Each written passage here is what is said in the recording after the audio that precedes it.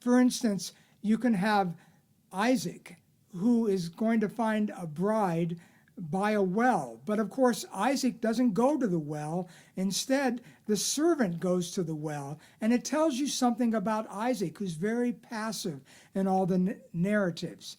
Then Jacob goes to a well to find his wife. But Jacob isn't passive. He feels like he has to move the stones on the well.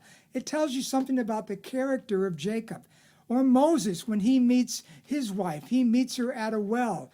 Or if you take it further, you have Jesus who meets a woman at the well.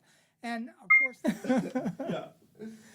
oh, So yeah, where were we? so we get the sign sermon that's used in Acts, where the healing of the lame man is a picture of the spiritual condition of the people, that God will never destroy the earth again. But then he gives us the sign or the image of the covenant, which is a bow. We call it a rainbow, but it really isn't that. It's the word for an archer's bow.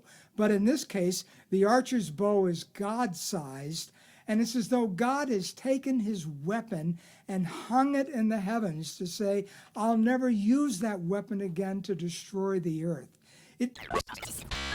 Dave's got a lot to say, y'all, and you don't want to miss a minute of it. Sign up for the Fullness Academy by going to fullness.life. You'll find the Fullness Academy tab on the homepage. Click that. More information is there for you.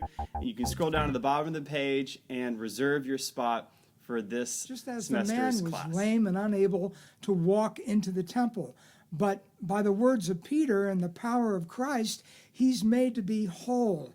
And then Peter goes and speaks to those who are in the temple, and he says, you too can be made whole, can be saved, like this man, if you will receive the word of Christ on this very day.